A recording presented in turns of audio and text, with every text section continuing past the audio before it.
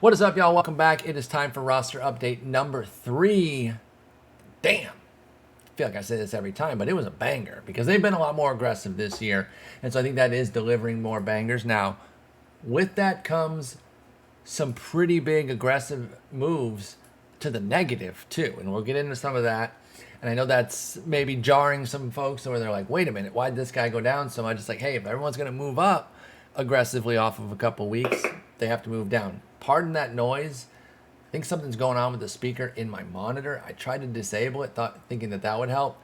I hope that does not happen too much more because it's pretty disgusting. It's like a pretty gross noise. It's really annoying. So my apologies there if that comes through another time or two with that sporadic noise. But let's get into it position by position. If you're watching this on YouTube, I appreciate that. But we do these live on update days. Today's a Thursday that we're doing it, twitch.tv/Sporer, probably for the Memorial Day weekend. Otherwise, it's every other Friday. But let's get into it. Obviously, these top 4 here, they were nooched. So I imagine that with Ohtani not getting any hit or pitching here, then it was a pitching up. Not getting any pitching here means it was a hitting upgrade for him. And then Burns, Verlander, and Cole were nooched, with their Ks being the major culprit. Nothing to see there. I know some folks were hoping that Verlander would go 90. He didn't go because they hit his Ks, which I get. The Ks are lowered. I thought he could get 90. To be honest, I mean, this is tough.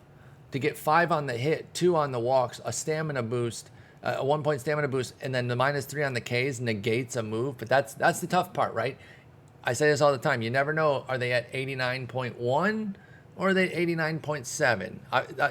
Obviously, there's no rounding in this theoretical here, but that's kind of the idea how I think about it. It's like, so that must have meant that he was low 89, like he was just in at 89 for Verlander, so he needed a bigger boost to get to 90, and it just wasn't there. Gosman continues to go up, even despite taking a couple of hits to his Ks and his hits, but he's been awesome. I wouldn't be surprised if he got to 90 by the end of the year. If that's something that you want to hold, that's a real high investment or a high bankroll investment. So I don't really recommend doing that. But for those of you out there that got those fat bankrolls and you want to mess around, he's somebody who can definitely. I mean, any of these guys here, any of these 5 really, including the new diamond. From Verlander to McClanahan, could feasibly go 90 at some point this year. These are 5 of the best pitchers in baseball right now. That's why they're at the top. Rodon does go down 1. He did get hit in a game, but he's been mostly excellent. McClanahan, the new diamond, goes up to an 86. We love this. He's been brilliant all year. Like, he's been so good. This was just a matter of time at this point. Like I said, pitching as well as he is, it wouldn't even be that surprising for him to hit 90 at some point. Alek Manoah is right there. He's right there, ready to go 85 at a moment's notice. But he did have to get the strikeout hit because, as you can see, he's at just 7.7 Ks per 9, which is not that great. But everything else is in line. It's been wonderful. His swinging strike rate is 13%, which is very good, which means he's getting the whiffs. And as the strikeouts come with it, which this suggests that they will, that strikeout rate will go back up. So he's an easy diamond hold right now. There is a few concerns about, like, the home run rate might be a little bit artificially low because he only has a 5% homer to fly ball when he was at like 15% last or 12% last year. And then he does still have that really heavy platoon split where Manoah gives up a lot of quality contact to lefties, but decimates righties. So that imbalance there does put a big burden on him to consistently dominate righties because lefties already kind of get him a bit. But I still like him for diamond. I'm definitely holding.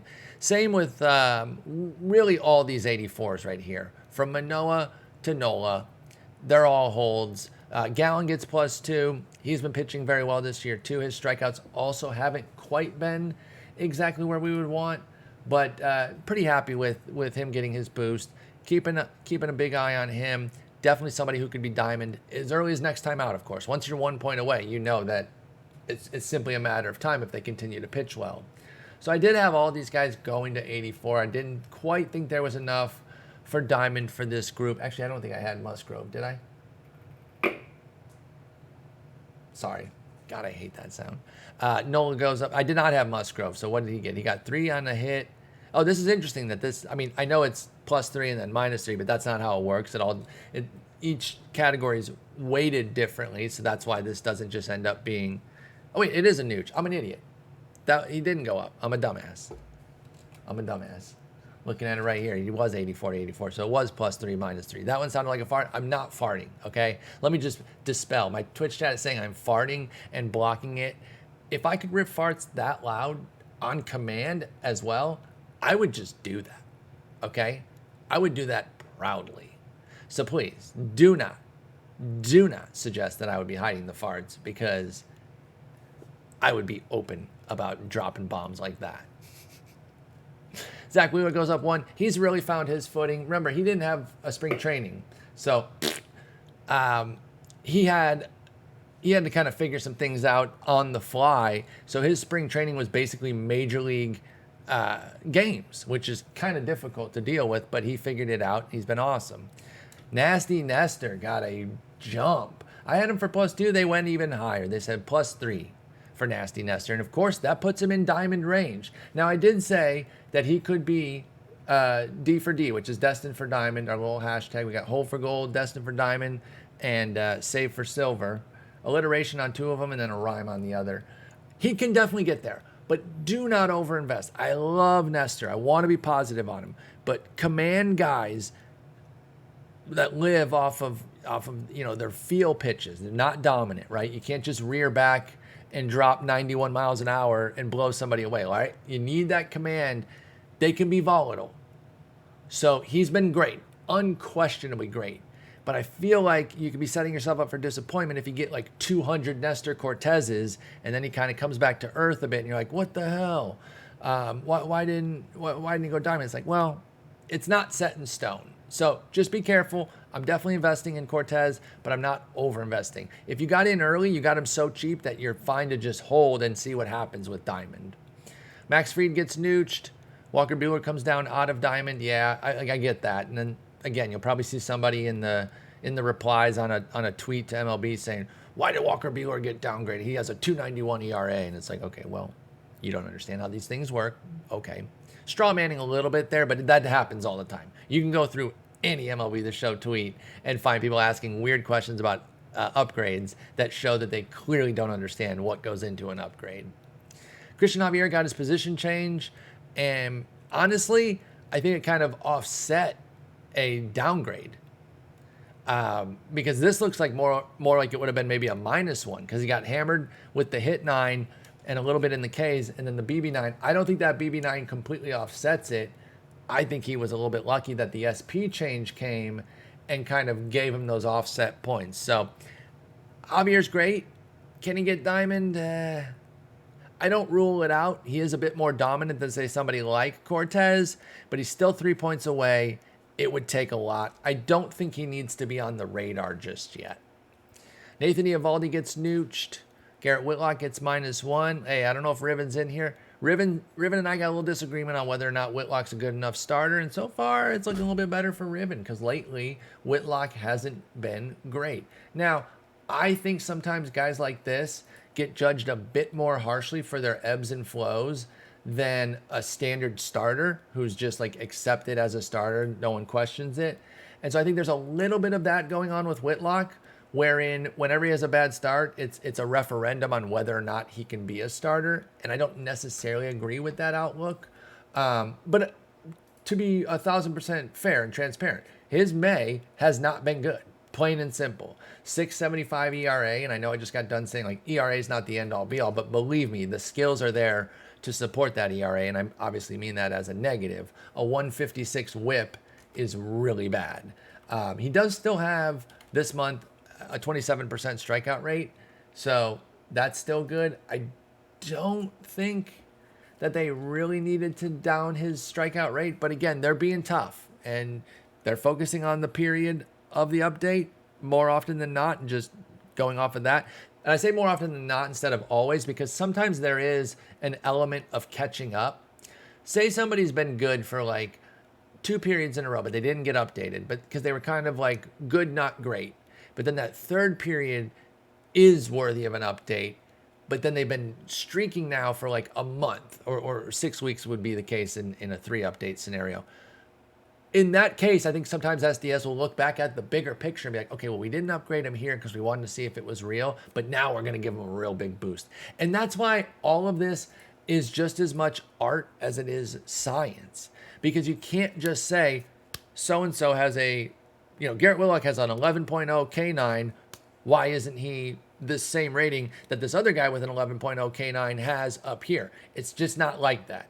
It's all about the trajectory of their season, where they're coming from, how it's gone, and that's why there is still, usefulness in people like myself. Maybe I'm just hyping up my own use case, but I still think there's usefulness in people studying this, like Ants, like myself, like Gomer, the rest of the community that studies all the roster update stuff, because you need to know the ins and outs. You can't just go look at somebody's Fangraphs page and say, he's going up to an 83 because these are 83 stats. It just doesn't work that way. And I like that. That creates a little bit more wiggle room for some, for some of that art to be in there, like I said, and then we can make cases for guys. If it was just hard and fast, where an 8.0 hit rate is automatically a 72 and 8.4 is a 74, that would suck.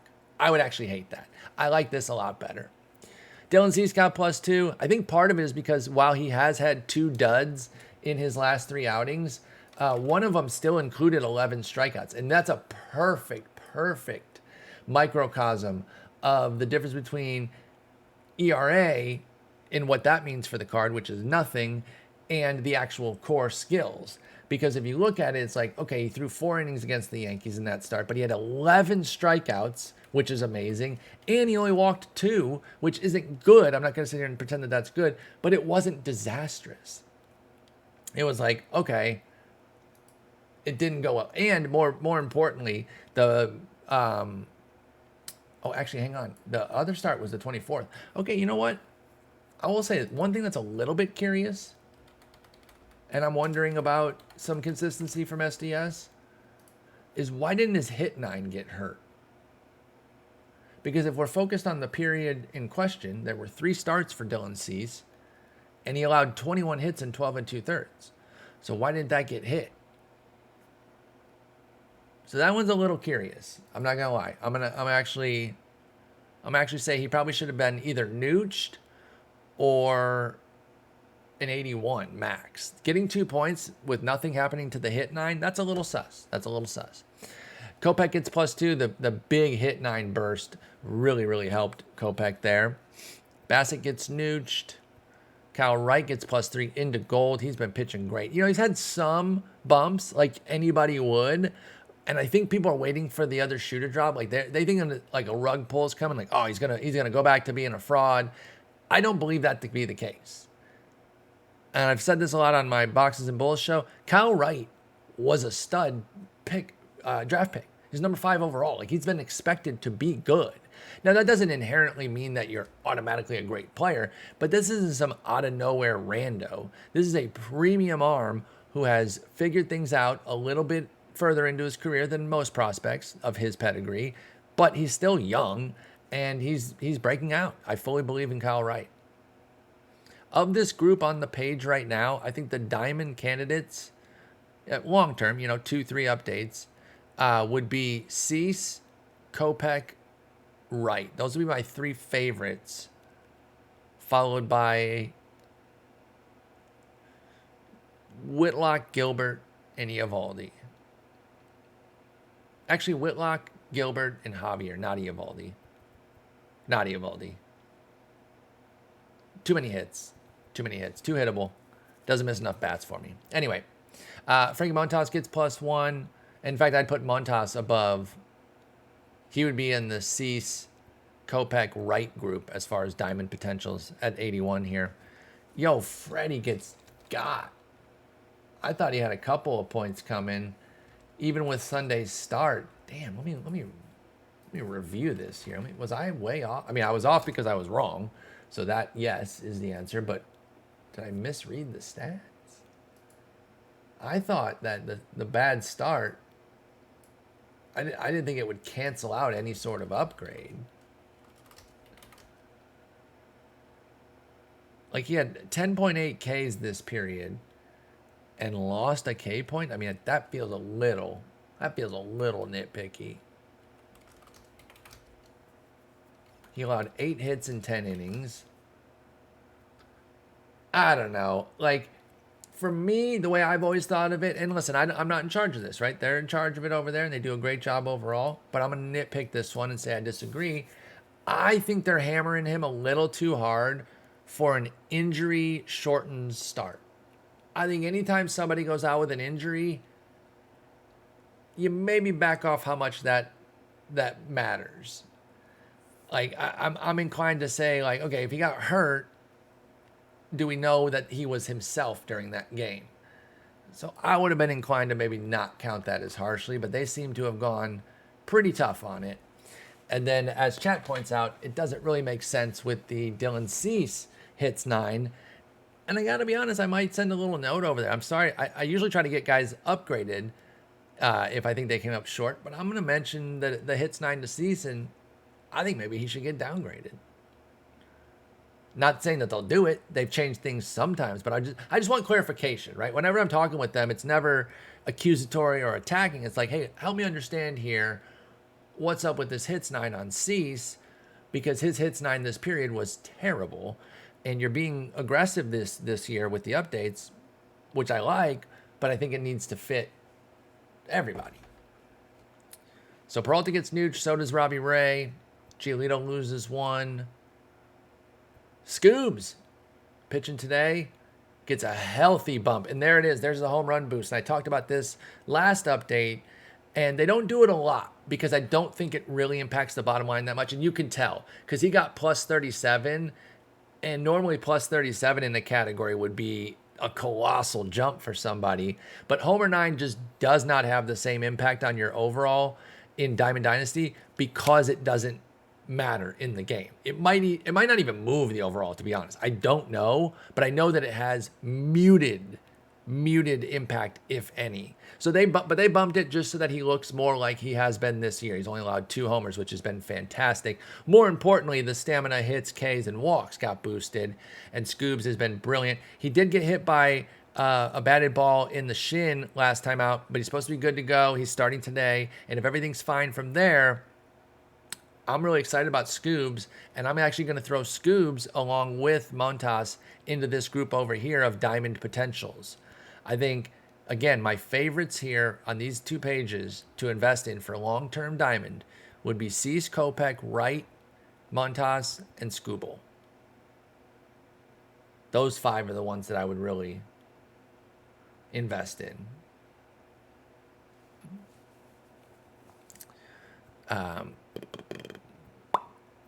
But yeah, and then Biebs goes down. He's just not been Bieber. And Arias, there's another ERA versus actual skills. Great ERA, you love that, but man, not striking anybody out right now. Anybody out.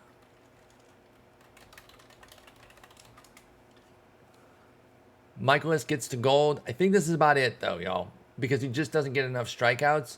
I'm just not sure how much higher he can go without figuring out some strikeouts. And as chat pointed out, one of the main reasons I loved him, ground ball guy, induces contact with a brilliant defense behind him. And chat pointed out that defense as well and said, that's probably why he doesn't get strikeouts. Exactly. 100% agree, because he doesn't have to try for them. Like, if you know that you can trust your defense, then you're not as worried about getting punchies. Now, that doesn't mean they don't have guys who get strikeouts. When healthy, Jack Flaherty's a strikeout stud. Like, that's why he's a full-on ace. But when you're more of a finesse guy like Waino, Michaelis, Dakota Hudson, and even Steven Matz, who had a high strikeout rate this year, but he can be a little bit more finesse at times too, they know they can just trust the defense. And that's great. That's great. Shamanaya gets +1. Darvish -1. Shamanaya had a gold, by the way. That one was kind of a slam dunk, I thought, so that's probably why I'm not hyping it too much. Rasmussen +2. He's right on the cusp. Right on the cusp. And then +2 for Alcantara. He's going to go gold. I think Alcantara is an easy hold for gold. And then Carrasco, Tyone, Jormont, and Sevy were nooched. Look at the triple Yankees nooched. That's tough. Eric Lauer goes up to a 78. So I'm happy about this, okay? I put the big dog call out there, and I said gold, and I'm obviously holding for gold. I thought I made a compelling case, but comes up a little shy. He didn't get so the reason I really thought this had a good chance was because he didn't get upgraded last update. And since that update, so since update number 1, he has 11 strikeouts per 9, 1.4 walks, and 6.4 hits. Those are all fantastic.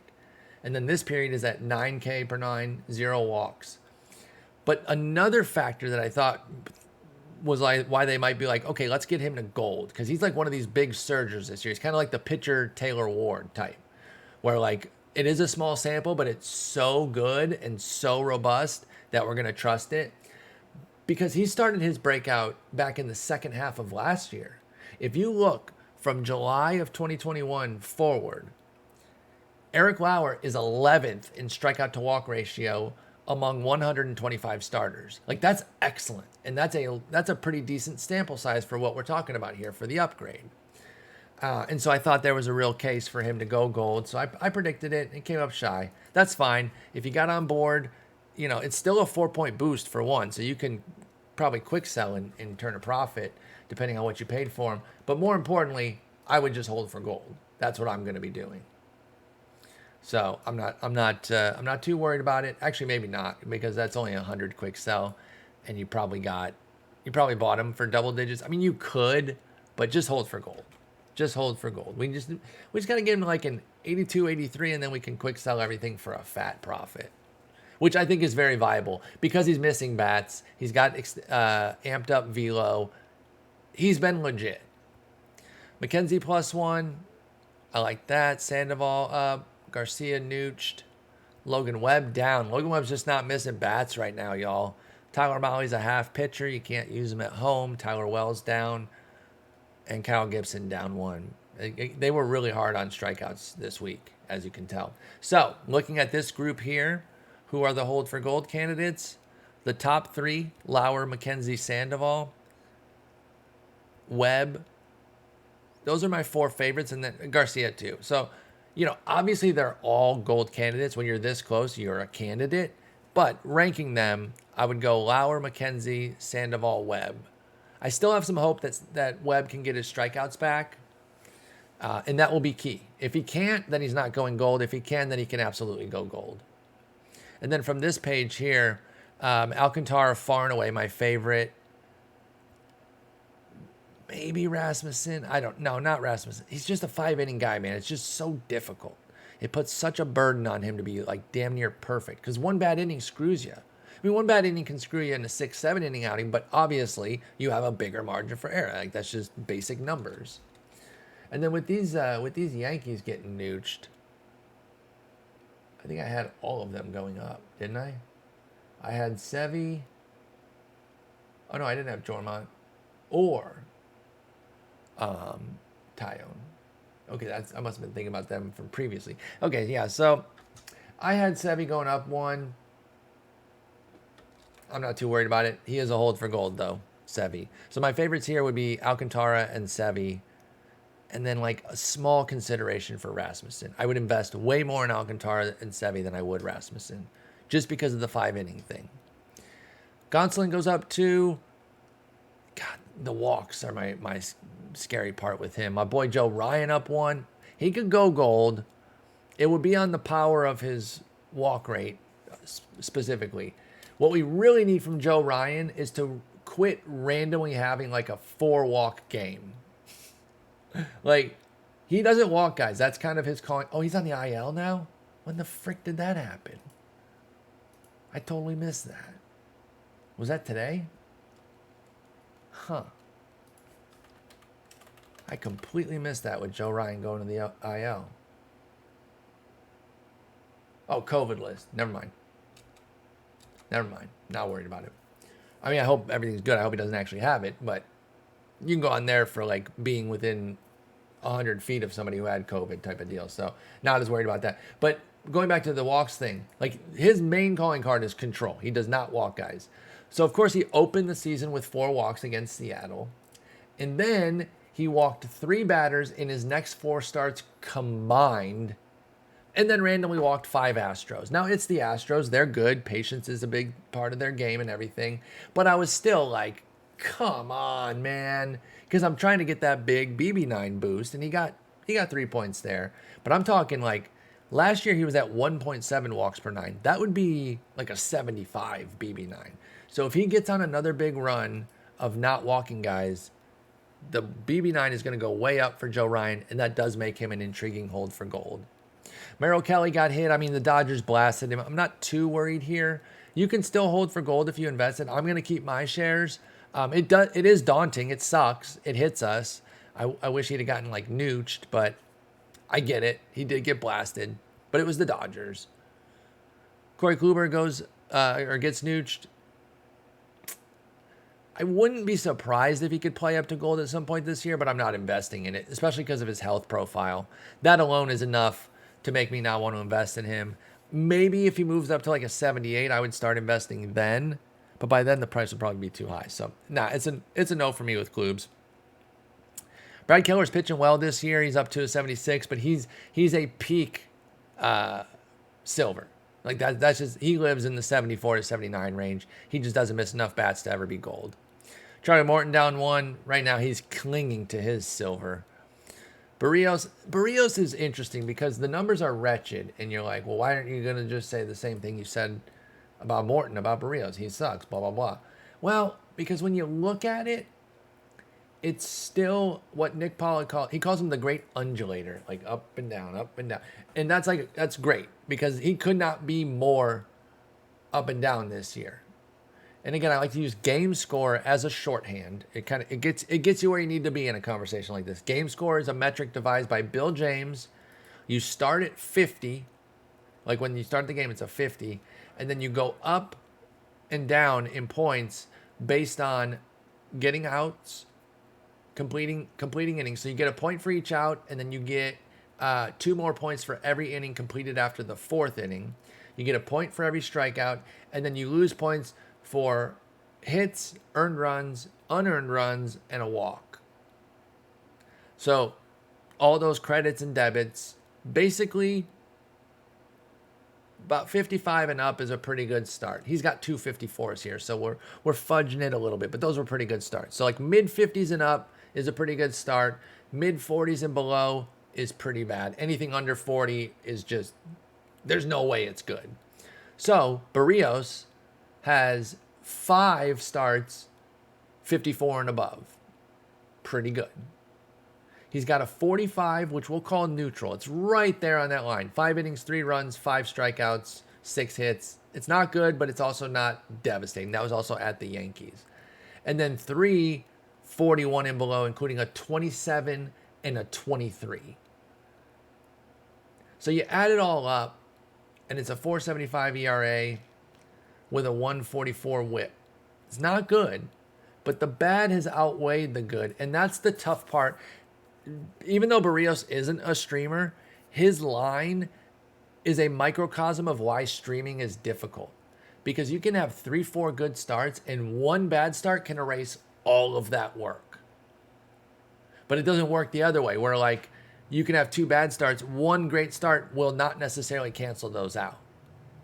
And that's where we're at with Barrios right now. So the bottom line is I wouldn't invest, but he is going to be better than he is right now. But that might only be up to like a 78, 79 type, you know? I always take the longest on the starters because I have so much to say about like every starter. I always know that like a third or sometimes even half of the review update videos are on starting pitchers. Because we're only on page 7 of 13. For starters. But I'm not going to talk about like all the bronzes and commons that much. Tyler Anderson +2. He's been pitching very well for the Dodgers. In the Dodgers we trust, man. I mean, you can hate them all you want, but simple fact is they know what they're doing, and they turn pitchers into gold. And Tyler Anderson has a pretty solid skill set, and they're maximizing it. Home runs are the biggest concern as far as like a fantasy perspective with him if you're invested. But as far as our purposes here, he's good. And I don't think that he's really going to have a strikeout surge that will really change his outlook, but he could work his way to gold if he continues to limit hits and maybe get the strikeout rate up to like 10 and a half, which is good. But in today's game, it's not even like eye-popping anymore. That's the fucking crazy thing about where strikeouts are. So do not invest in Tyler Anderson for MLB The Show purposes. Sorry, I hit the mic. Do not invest in him for our purposes of investing in guys for gold, because I do think it's a long shot. But for fantasy, I feel confident in trusting Tyler Anderson pretty openly right now. Like, I would avoid Colorado starts, obviously, in Coors, and I'd probably sit him like against the Giants, stuff like that as far as the National League goes. And that's about it. Maybe against the Mets. The Mets can be tough, but like, generally speaking, I'm just not going to be that worried about sitting him. I really like what he's doing. Paul Blackburn gets +2. He's into the silver range. This is about what he is. This year he's pitching like a nice silver, which is great because he used to pitch more like a common. Greinke -1. I'm surprised Greinke's K9 is at 41. It's been so rough, but I think he had like 5 Ks the other day. Fromberto gets nooched. +2 for Lorenzen into silver. I wish he would miss more bats. He's just not doing it. Taijuan Walker gets nooched. He's been pitching better lately, but it's been more of like from an ERA standpoint than a skills standpoint. Mackenzie Gore got the position change and an upgrade, so he gets a hot +8. Why was he RP? I think we talked about that last update where it's like, what are they waiting for on that? But hey, they got there, and it's a big 8-point boost. He should be silver. I think they probably should have pushed him to silver this time. But, you know, they don't need to like finagle things that they don't believe in. If they think he only deserves +5 and +4, okay, cool. But I'm looking at it and I'm like, well, I guess how close is it? Is it 74.2? And so he would have needed a pretty big boost to get there? Or is he like 74.6 and they could have given like a few more points to the walk rate to get in there? I don't know. But I do like Gore as a save for silver with some hold for gold upside. Clevenger back on the IL. They've got a lot of injury concerns. When Clevenger and Snell were both coming off the IL, I was concerned that Gore would get sent back out because they still had that was 7 starters, and I thought that they would favor Nick Martinez over him because Gore has options and Nick Martinez came over on a contract that, you know, fair or not, teams absolutely make decisions based off of stuff like that. And so that's what I was kind of going off of. But then Clevdog got hurt and kind of made it moot. So now they still have 6, and it's very easy for them to kind of keep going with Gore and company. Greinke has 17 strikeouts in his last 3 outings. Wow. I knew he had like 1 good strikeout outing that I remembered.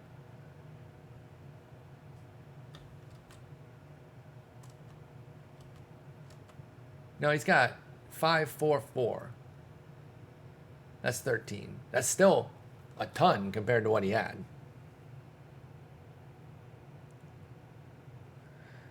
All right, Perez goes +4. Dude, I don't know what's up with this, but if you're rostering this in fantasy, good luck and Godspeed. I wish you the best. I really do. But it is a stone cold mirage. I'm sorry. There is no discernible skill change here. The biggest number on this page right now is that 0. You can't see where I'm pointing, but I'm going to tell you. The 0 under the home run column. Like, that's entirely what it is. Entirely. Alex Wood -2. He and Alex Cobb have been so unlucky. Cobb especially, even more so than Wood. But they've both been getting bit by some pretty bad luck. But yeah, I understand why I got -2. +1 for Dane Dunning. Dunning can definitely go silver. I mean, he's 74. I'm not really stating anything major to say that. Same with Cueto. You know, finesse guy. Looking good through 2 starts. I root for Cueto, so I hope he kills it this year. Ian Anderson gets nooched. Hey, you got a walk rate boost. That's rare. Josiah Gray. I know I mentioned earlier with Scooble about how they upgrade home run rates sometimes, even though it doesn't really affect the card in gameplay. They should give him like a 2 home run per 9. He's such a home run machine, man. Kikuchi +2. Hey, the schedule's finally lightening up a bit against him, and now he's got a chance to really catch a heater. Pavetta +4. I've kicked this football before, or tried to, and Lucy has pulled it from me. So I'm not in on this one personally, but he's somebody I do root for. I like when Nick Pavetta. My monitor disagrees. I like when Nick Pavetta is successful. It's usually a fleeting moment. Jake Junis +3. I like Junis a lot, but unless he's missing bats, which he's not right now, unless he gets back to the slider missing bats, I'm not even sure he can go to silver. So I do like what he's doing, and I've actually got some love for him in fantasy circles as a nice pickup. But I don't buy him necessarily going too high. Brady Singer +1. I think Singer could definitely go silver, and if this is a real breakout, like a full-on breakout season, he could go gold. If you want to hit a long-term investment on Singer and just kind of wait through the summer with it, I'm down for that. Marquez -2. You should not be investing in him in fantasy or anything. Shut the fuck up, monitor. This is driving me nuts, dude. If this continues, I'm going to have to get rid of this monitor. This monitor is not that old. It's been quite good. It's pretty big. I like it, but that sound is driving me batshit crazy right now. It is really, really annoying me. Cal Hendricks, Zach Plesac. What's the difference? It's the same picture. Adrian Hauser +1. Good for him. Trevor Rogers -2. Trevor Rogers does not have his changeup, y'all, and that sets up everything. So it sounds simple. Like whenever you boil down somebody struggles to one thing, it sounds like you're making it a simple case of like, well, it's just go get your changeup and you're good. No. Just because there is a smoking gun and it's one particular item doesn't mean that that's a eminently fixable item. It is still a big deal, but it is the changeup right now that is causing Rogers to not be able to do anything. Everything branches off the changeup, including his fastball success. Even if he throws the fastball more and earlier in counts, you still need the changeup to be good for the fastball to be effective. And nothing's working for him right now. Chad Kuhl gets nooched. Hunter Green gets nooched. And you see in the volatility again with him. I love the 2 good starts that he had. I root for him. He's easy to root for. He got blasted up by the Cubs today with 3 more homers. By the way, that's a 20-5 game. And the 20-5 game for the Reds, up 20-5. And the Cubs have more homers than them. It has just been a 20-hit barrage for the Reds. And they only have 6 extra base hits, 14 singles, and 7 walks. Wow. Andy Ashby. I've been calling him Andy all day. Aaron Ashby, not his uncle. And by the way, it's like a Zach Plesac thing where Andy Ashby is his uncle, not his father. But he gets +4. Nice move for him. And he gets a position change too, which helps. He is in the rotation now. That is one of the, the silver lining to the Freddie Peralta injury, because that definitely sucks. But at least we get Aaron Ashby consistently starting. He has the raw skills to not just go silver, but could feasibly go gold. But it is not going to happen until the walk rate comes in check. So that you can just kind of keep a close eye on his walks. And if he's still, giving up 3-4 walks pretty consistently, then Ashby's probably going to peak at silver. Jordan Lyles, Justin Steele, +1 apiece. Steele was not very good today. Colby Allard, +5. That's just position change only. Flexen down 1. Jeffries up 1. Kirby gets +5. So they brought him in as a common, which I get. They always go low on prospects. Makes sense. Make them prove it. Imagine if they'd brought in like Jared Kelnick as a gold because of how great he was in the minors, and then he did what he did. So sometimes they go big, and Wander Franco and Vlad Jr. both came in as golds. Vlad Jr. did not really pan out. They had to move him to silver relatively quickly. But Wander's been able to kind of stay golden. Nick Martinez gets a position change and an upgrade, so +8 for him. Jose Quintana has been pitching pretty well, but I don't really buy it. +4 for him, though. Nice. Corbs gets nooched. Zach Davies, fuck that guy. Glenn Otto +2. Glenn Otto, great start yesterday against the Angels in LA. I've been nervous about him because the schedule has done him no favors. This is a guy I really like for Texas. But after facing Oakland, he got Houston twice, the Angels in LA, the Yankees, and one other tough one. I want to say the Red Sox. I thought I had them all memorized, but I don't. But it was a brutal schedule. It was Houston, at New York, Boston. I was right. At Houston, at LA. I did have it right. Damn, should have trusted myself. But I really like Otto. Maybe the schedule will lighten up a bit for him, and there could be some intrigue. I mean, we're talking bronze, maybe silver type here. It's not something you need to go crazy investing in. And then there's a bunch of position change guys. And then new starters. Wes Benjamin's the only one. And now we move on to RP. Ryan Helsley, +5. What a move. I tell you what, though, I'm not selling. Destined for diamond, baby. I'm hanging on. So up to you. If you got in early and you want to sell, take your profit. Never go wrong taking profit, y'all. Can never hurt you to do that. But I'm going to ride it out. He's just so studly right now that I wouldn't even be surprised if he did enough to get diamond next update. It'll probably take 2 because relievers have small samples and they're just, they're generally cautious with relievers, but that's how electric he's been.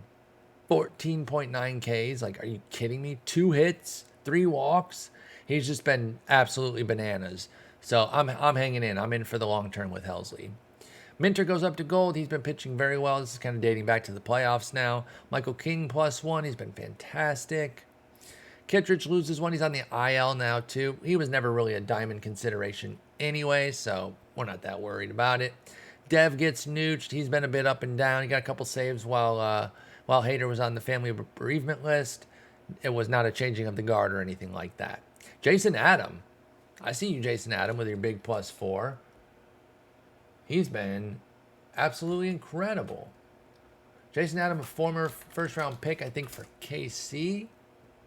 5th-round pick. He was a former prospect. I think I said this the other day on a Boxes and Bull too. I think I made the same exact mistake that he was not a first-rounder, but he was like a prospect with some acclaim. But now he finds his way to Tampa Bay at age 30, and he's popping off out of the bullpen. 11.6 Ks, 2.9 walks, 1.9 hits in 18 2/3. Which, hey, these relievers, man, they can go gold. Once you're in the 78 range, you're just a stone's throw away. So I like Yohan Duran too. Now we got in on him at common, so I'm riding this one out. I'm at least holding for gold. Because diamond is tough with relievers, especially the ones that are only at silver right now. It's just always tough with middle relievers. You got to be pretty insane to start pushing diamond. But I'll tell you, Duran is not that far off of the excellence that we've seen out of Helsley. So if you want to over diamond, you can. But let's get Duran to gold before we worry about diamond. -2 for Will Smith. Colin Poche +1. His strikeout rate got blasted though. Oh wow. He was still able to go up 1 despite a -10. That's pretty impressive. The hits and the walks got nice boosts. Yimmy goes down. Spencer Strider +4. If he can keep the walks in check, he can definitely go gold. But we're a long way from that, from both the standpoint of being 8 points away, and we're a long way from feeling confident that he can cut his walk rate down. I'm not confident there. Whistler, Richards, Houck, Brazier, and Keegan Thompson all go down. Now, Houck's was just a position change, but he's not starting anymore, so they had to do it. And same with Keegan Thompson's. I thought Thompson was starting, though. I know Houck has been relieving, but I thought Keegan Thompson had been starting. Oh, he started twice, and then he went back in the bullpen. So, okay, I guess it's kind of still back and forth type of deal. John Schreiber gets an 11-point boost. That's a lot of love to catch up with him. I like that. He's been great. Only 10 innings, but a great 10 innings. Rowan Wick got nooched, by the way. Griffin Jacks, Joel Payamps up 1 each. Alex Lang gets a healthy boost. Yeah, you see these big, like, 7, 8, 9, 10, sometimes 11-point moves with guys who are commons that they're doing, like, a big catch-up on. And I'm always cool with that. Try to reflect how the player's playing at the moment, you know? Munoz goes down. He's been giving up too many hits, over a hit per inning. That's just too much. I'm surprised. Like, how's he giving up 17 hits in 14 innings? When he's on, his stuff is so electric. It's insane. You know? That's what I don't get. But anyway, Joe Mantiply, +4. Sessa down 1. Thompson. And honestly, I'm going to start looking for guys that are noteworthy here. Scott Efros might have given it all back today, y'all.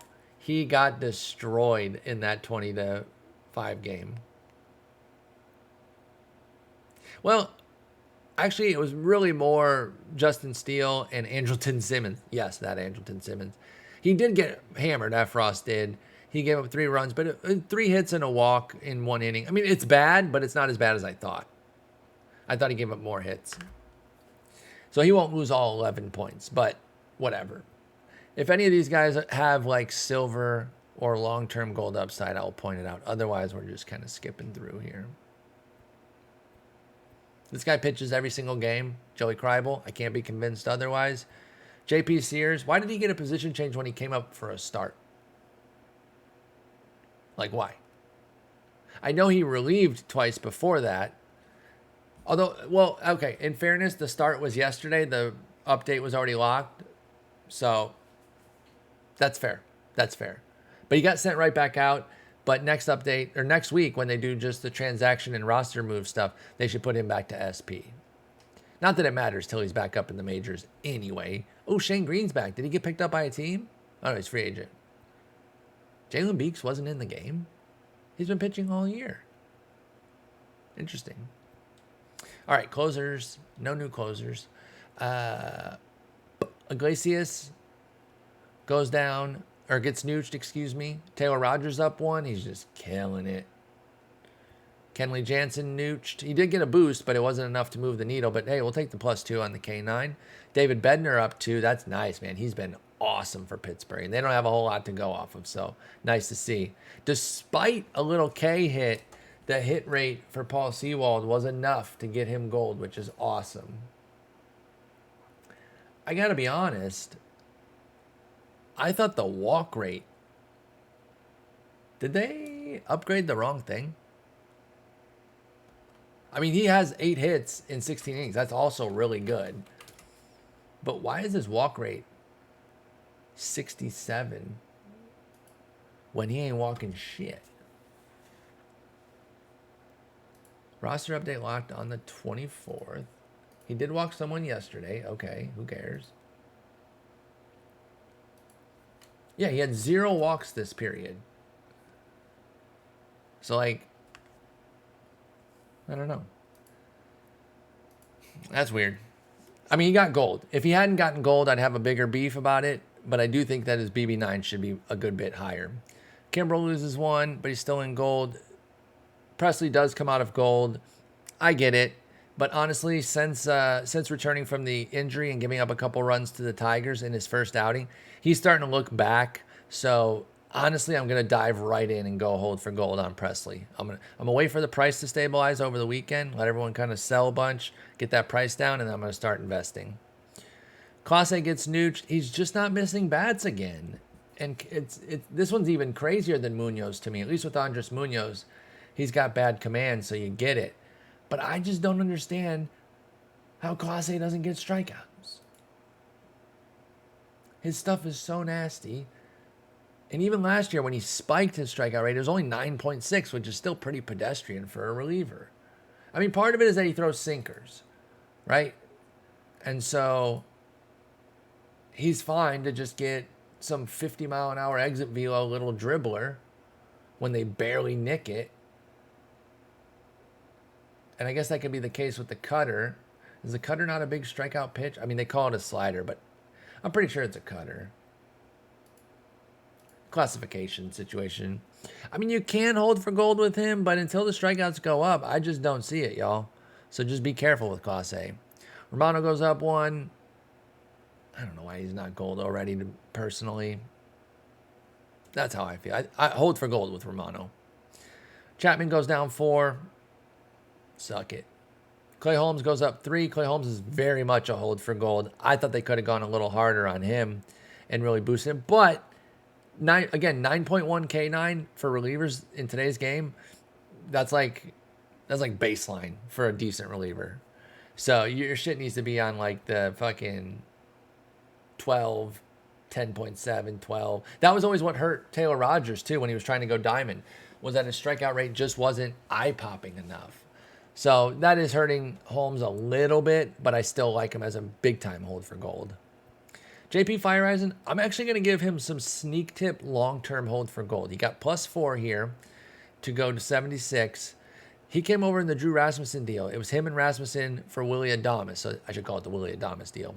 But they really liked both those guys quite a bit. And Fireisen never really found his footing last year when Rasmussen was popping off. So it was like, oh, Rasmussen. He got all the hype for the trade. But Fireisen's really good too. Milwaukee and Tampa Bay, they always do win-win deals.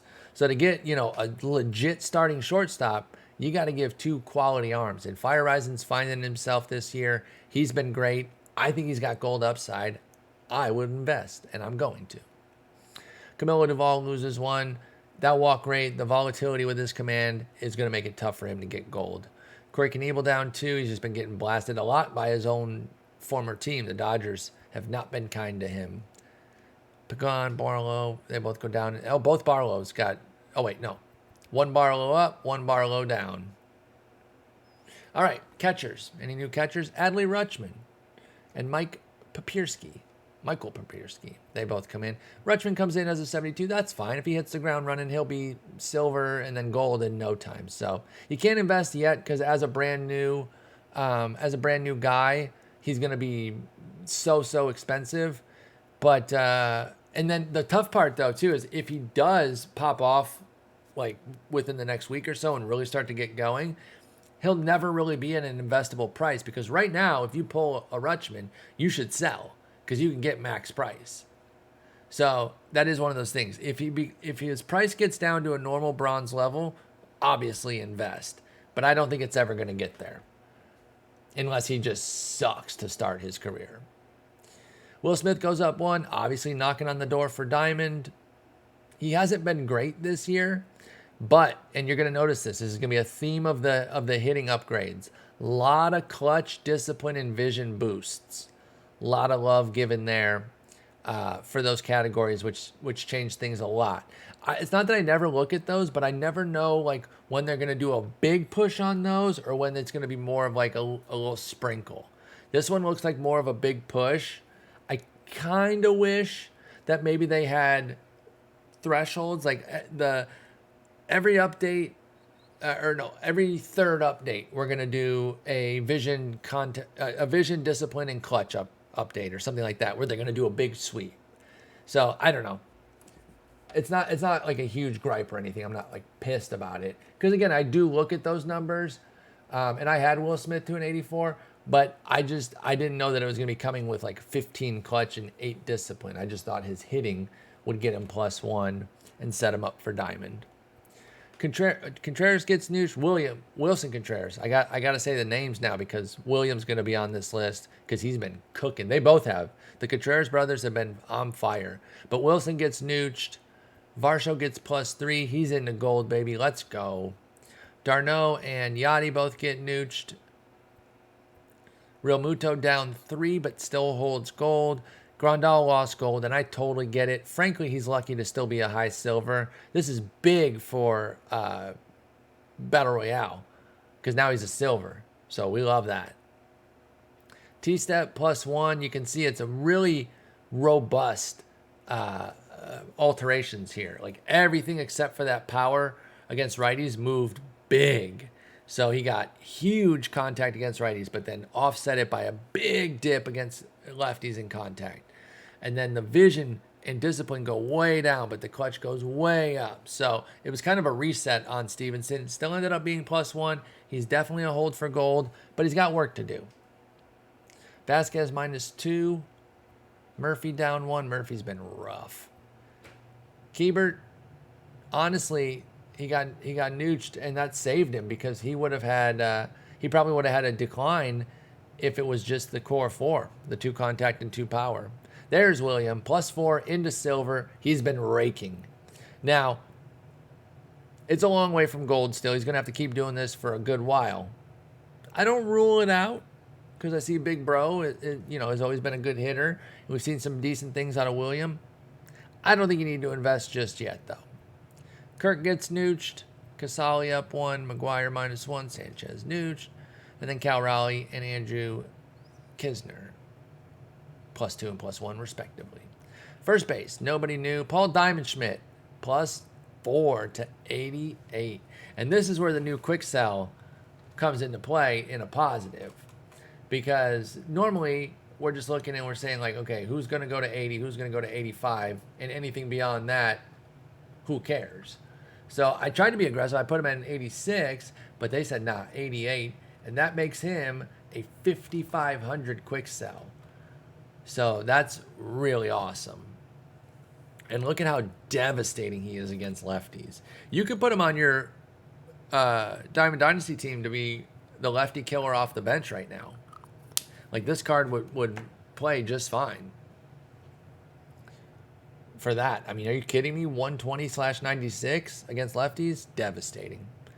Crone Zone. This is another one we're getting beyond just the 85. It really helps because now he's 4,500 quick sell going up to an 87. He just hasn't been stopped at all, man.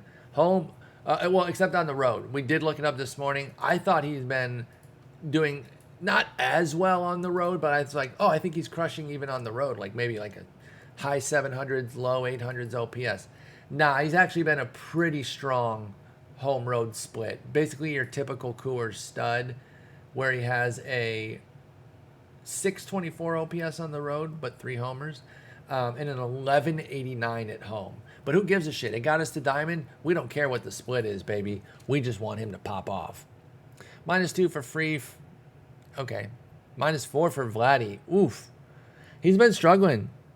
And I think I saw somebody in Boxes and Bowl earlier this week chat that he's been on the ground a ton lately with the ball. Like, just too many ground balls has been the big culprit for Vlad. So, it's not great. Their offense has been pretty mediocre.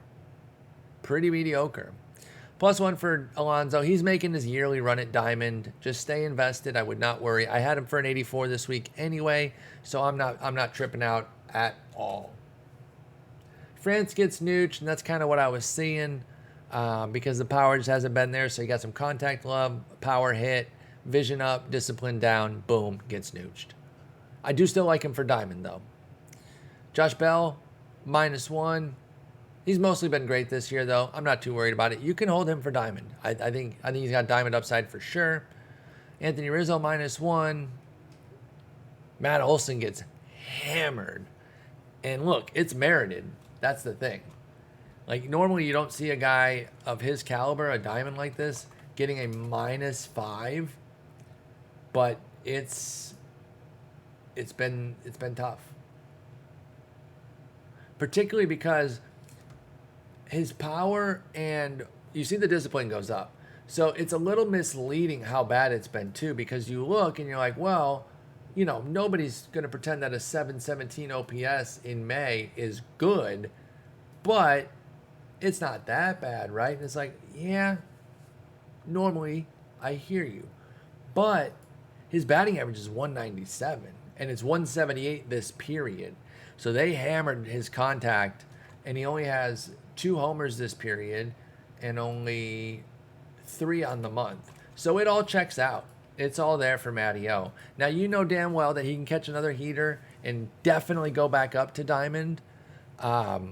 So, wait for the price to bottom out, and then maybe we get back in on Olsen and start seeing where that goes. Muncy, Walsh, and Abreu -3 apiece. And you can see with the big sweep for clutch, that definitely added a point to the downgrade for each of them. -22 clutch for Abreu, -12 for Jared Walsh, and -13 for Muncy. So they were going to go down no matter what because their other metrics got hit too. But that clutch dip really made it a bad outing for them. Hosmer gets nooched. Eat it. clown. Pujols is on the cusp of gold, which is hilarious. I don't think he's going to get there, though, y'all. He's killing lefties, but he still can't hit righties. I think he's a peak silver. Muncy +2, I like Mancini, excuse me. I like Mancini as a hold for gold. Weather's going to keep heating up in Baltimore. The power hasn't quite fully been there, but once it starts clicking in, he's going to take off.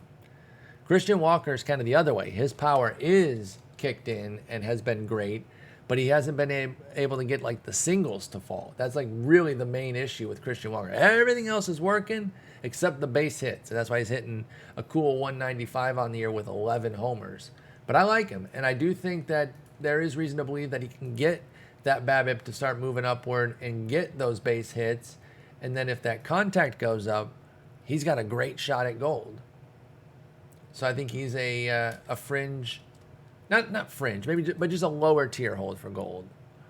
So like I don't have him at the top of my list, but because he's still 4 points away too, so it still might take two upgrades. But he has a 176 BABIP. That is comically low.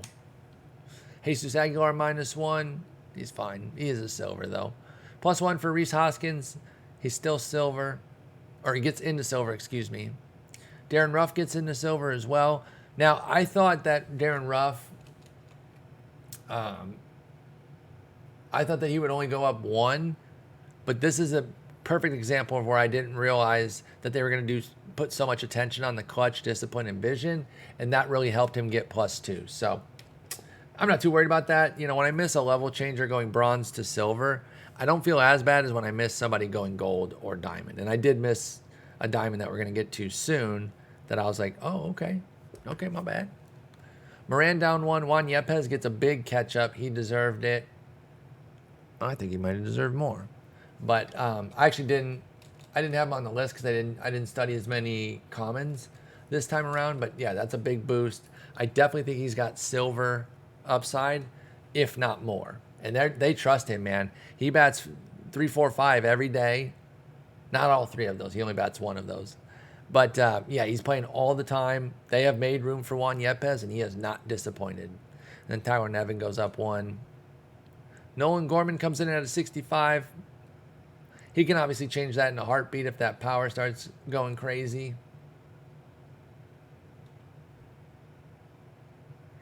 And then Tommy Edman gets nooched, but he's already diamond, so we're fine with that.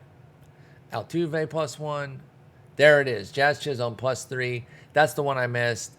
I didn't really realize that he was doing quite that well. So I wear that one. I'm glad he got diamond, but I did not quite think that that's where we were. Now, again, I'm going to point out that I do think the clutch jump helped, but I don't think that was all of it. So I'm not going to take a cop out and be like, oh, if I'd have known that his clutch was going to go up. No, what it was, and this is something I still haven't figured out how to combat necessarily without like looking at every guy. Like if this was my job, the way it is for SDS, then yeah, I get to go through every single guy and make sure that I don't miss anything. But when I'm putting together like leaderboards to try to filter out the best guys that are upgrade candidates, I usually have kind of a loose cutoff where I don't really investigate somebody unless they're over 900 OPS for the period. Well, Jazz was an 845, so he's having a good period, but it was so disparate between crushing righties and doing nothing against lefties. He's literally 1 for 12 against lefties this period, but he hit 327, 387, 600 against righties. So I missed it. I think the clutch probably sent him, sky high there. But the verse righty, that was going to get him to diamond anyway. The clutch probably only gave him 1 extra point. I don't think it put him to diamond. So I'll take the L on that one. But Jazz looking nice with it. Segura gets nooched. I don't love Segura for diamond, but I would never ignore anybody at 84, right? They're always right there. So you got to stay in tune with your 84s for sure. Trevor Story gets +3. The way he was hitting, I was like, are they going to go crazy and just give him, +7 or some shit? But no, he goes up to 81. That makes sense. And you see, none of his contact got boosted because during this home run barrage, he hasn't really like been. Usually when somebody's on a heater, they're hitting like 486 or something. Like everything's going well. He's been good. Don't get me wrong, but during this 8 home run heater, he's hitting 237. Oh wait, that's the entire month. Hang on. During this period, he hit 289, which is fine, but not worthy of an upgrade. 294 against righties, 273 against lefties. Like, that's not upgradable. Let me go back to Jazz real quick because I was looking at the entire month of May. All right, so same situation. Nothing changes about what I said about Jazz. I still take the L for missing, but he had an 863 OPS this month. So again, when I'm kind of looking at a loose threshold of about 900 before I investigate somebody, that's why I missed him. And I'm only explaining that just so you know my process, not because I want to get off the hook or anything. I missed it. So I take that. But he had a 1037 OPS against righties, and he was 0 for 6 against lefties. He was just straight up 0 for 6. Yeah, he was 0 for 6. I even knew that. Guys, I told you that Jazz Chisholms was going to go to Diamond. You're welcome. Give me money. They're not going to give you money. Char, what's been going on with Ozzy Albies? Do you have any thoughts on that? Ozzy Albies been woozer. He's been a big woozer, and he's been not even doing good 1%. And that's why he got downgraded, and he's a woozer. Sell him. Piercing analysis by Charlotte, as always. Marcus Semien goes down 3. I mean, come on, nobody's surprised there. If anything, I'm surprised he held gold. Truthfully. I like Marcus. I'm rooting for him. But man, has it been brutal. Shut up, monitor. +1 for Jeff McNeil. He's right back on the cusp for gold again. It's going to come down to whether or not there's any pop. Can he get a couple homers? Give us a couple weekend homers the weekend before a roster update. That would be the best. Or a bunch of batting average against lefties. So he's on the hold for gold radar for sure. I would be careful. I would not overinvest. So what I mean by that, let me find something. Let me find somebody that I really like for gold. Let me just use one of the pitchers from earlier. So like Sandy, okay? I'm very big on Sandy. He was my NL Cy Young pick, so I'm obviously very in on him. We need more Ks, but other than that, he's going to go gold. So let's say a big-time gold endorsement that I'm investing in, I would get 100 shares of him for Sandy Alcantara, right? That would be like the high. When I say don't overinvest on somebody, and I'm like, okay, I like him. He's on the gold radar, but don't overinvest. For me, with a Jeff McNeil, that means I'd get 30 shares, right? So if 100 is what you get when you're really in on somebody, then I'd probably be more in the 30 to 40 range for somebody I say don't overinvest on. Does that make sense? Same for the Nestor Cortez. I do think he can go diamond because he's pitching so well, but I would not rank him at the same level as I would say Zach Gallen, for example. Or even Zach Wheeler. Let's use 283s. Or even, honestly, Walker Buehler to get back to diamond. I would rate Wheeler, Fried, and Buehler over Cortez. Just because he doesn't have as lengthy of a track record. He's a finesse pitcher. So that's what I mean when I say things like don't overinvest. Even though I am still recommending them, there's different levels of how aggressive you should be on guys. At least in my opinion. These are just my takes. Adam Frazier +1. Hey, he's been playing pretty well. Nobody's going to, lose their minds over a 681 OPS. But in today's game, that's actually not terrible. And I say that as somebody who was not a big Adam Frazier guy. And to give you an idea, he has a 104 OPS plus. He's been 4% better than league average. So, yeah, while 681 is not good, it's also not bad. Michael Chavis +1. If he gets to his power while keeping the Ks down, he could go gold. That's a big if. It's not even something I'm investing in yet, But I am keeping tabs on Chavis. Ever since I started, someone in chat told me about how he's not striking out much during one of the Boxes and Bull episodes. Like, have you seen his strikeout rate? Ever since somebody put me on that, I've been keeping a close eye on him. Again, I'm not out here getting too much Michael Chavis, but if he hits a power surge, he can definitely go gold. Luis Ariz is like a peak silver. He's empty batting average to the max. Cesar down 1. Glaber nooched. Glaber looking a little bit better of late. And I just told you how good a 651 or 681 OPS was from Frazier. So I know you're not going to be too geeked to see 723 from Glaber, but it's above average. I think I said Glaber when I went to Frazier. Sorry. +1 for Rogers. He's disappointed me this year. +2 for Guillorme. Rougned Odor gets nooched, and Jace Peterson gets nooched. Third base, nobody new. Jose Ramirez +1. Is he going to be 99 by the end of the year? He's so incredible. -1 for Nolan Arenado. +1 for Manny Machado into the 90. I know some of y'all were waiting on that. And there you go. And then Rafael Devers +1. Rafael Devers obviously big time on the hold for Diamond, or the destined for Diamond train. So, just continue to hold there. We're being patient. He got Diamond last year, right? Am I tripping on that? I'm pretty sure he did. Bregman goes down. I mean, he's been struggling. And that's been the big issue with him. Cabrizi goes down 1, but he still held on to gold. And that's good.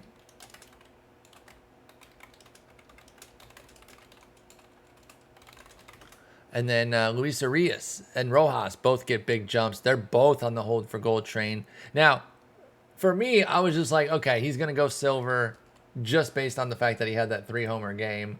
But they gave him a little bit more robust update. And I will be fully honest. Like, I mailed this one in a little bit in terms of trying to get the exact number, because I knew he was going silver. It's like, he's going to level change. We'll deal with where he lands after that. Because he was bad against lefties, 490 OPS, but good against righties, 1206, with the 3 homers. And it was a 3-homer game. So I was just like, okay, he's going to go silver. If he goes beyond 75, we'll figure it out. So now he's a 78.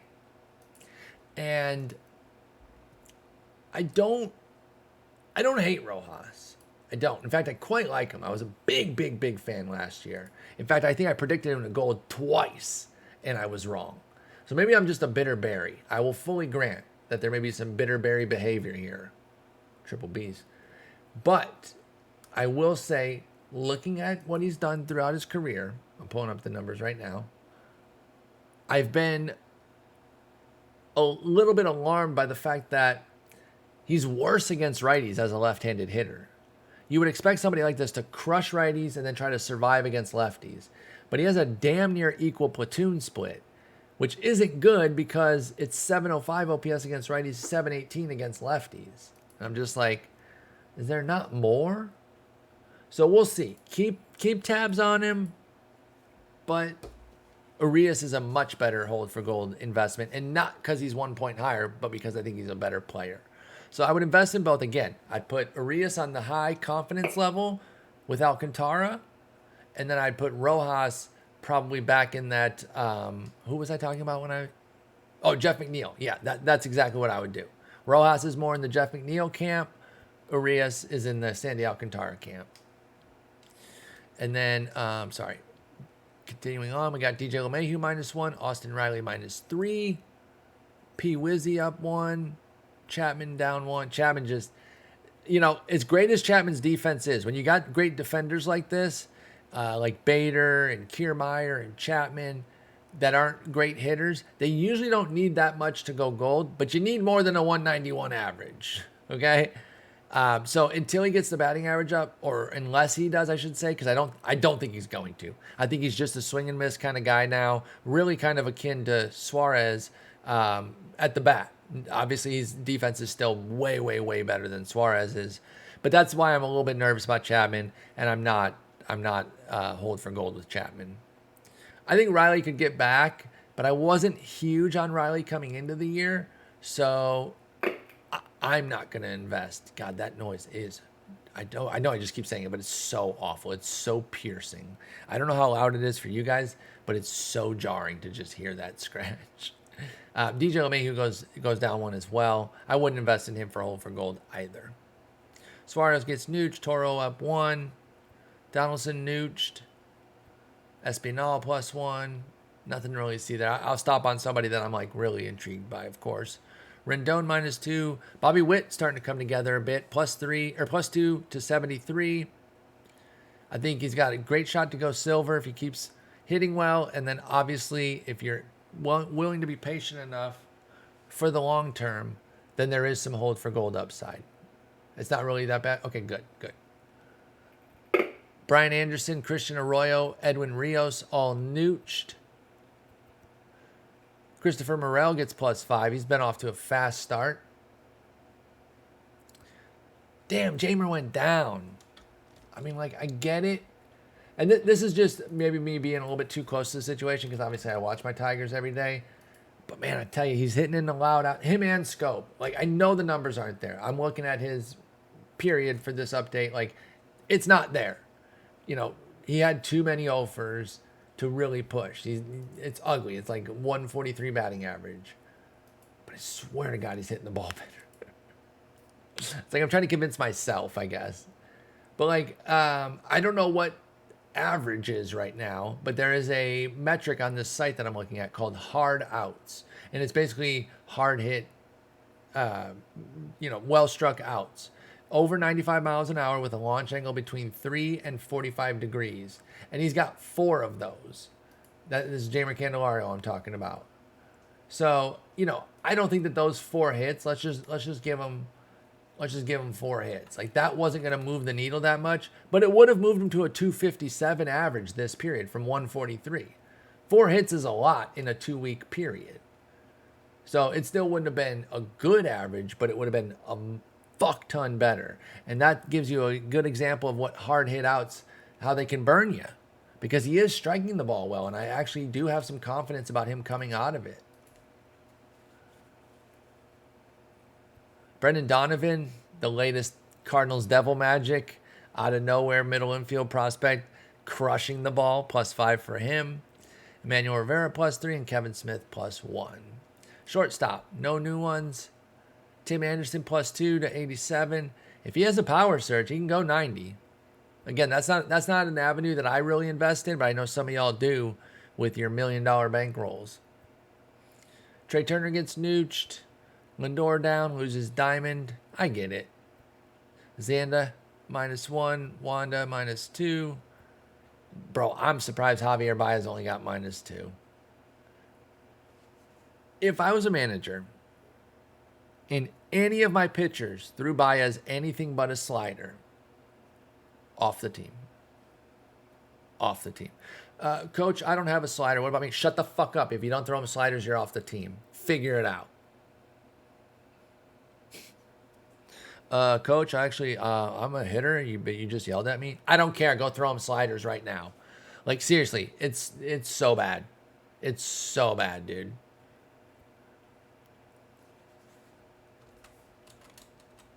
Y'all, I don't know what this is. I'm pulling up the numbers on Bichette. Hang on. So, this happens every once in a while, and I'm always super embarrassed.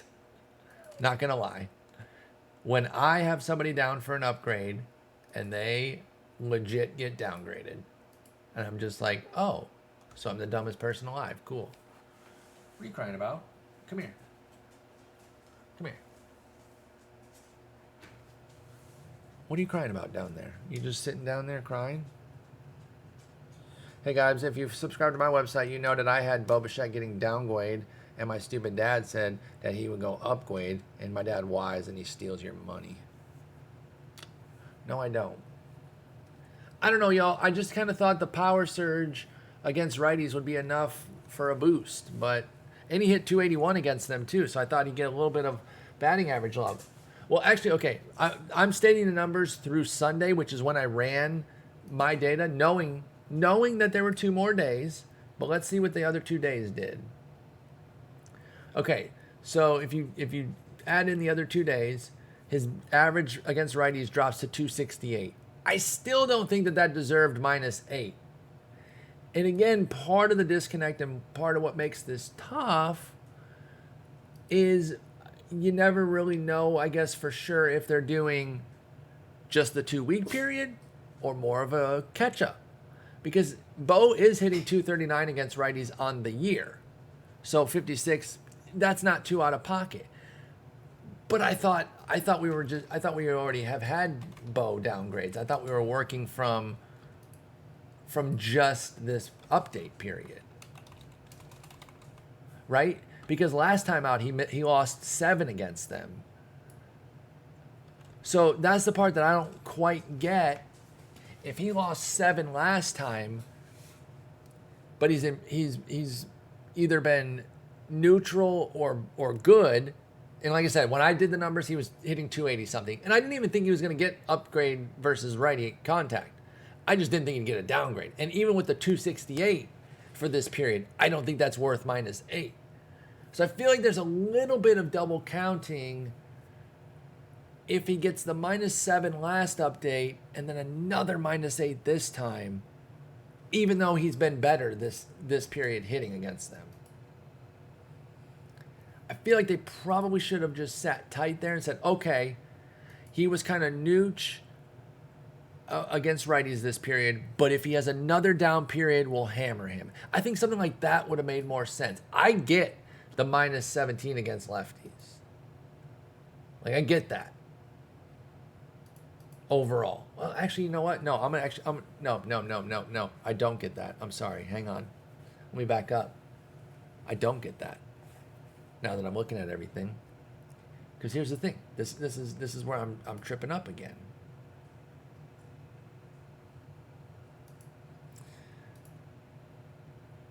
Why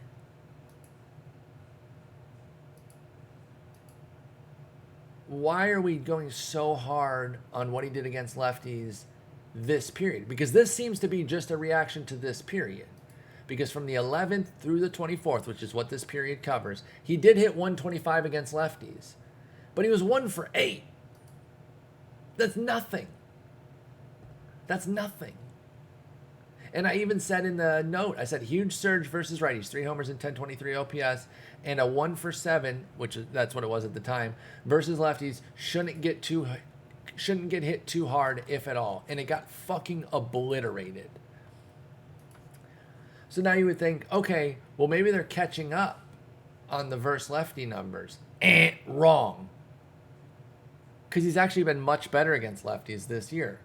815 OPS overall with a 250 average and a 458 slug. So this one's confusing to me.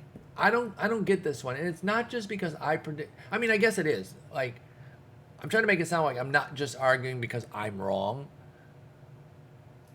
I guess in a way, yes, I am. But it's also because I want it to make sense. Because I don't like being wrong when... I don't like being wrong ever, let's be honest. But I don't like being wrong when the data doesn't line up with what happened. Because I use the data to get to my answer, so I'm just trying to make sense of it. So, I don't know, guys. Obviously, I disagree with this. I had him going up. Even if you only did 1, or even a nooch, even an 82 to 82, I could have understood if they were just like, okay, you know what?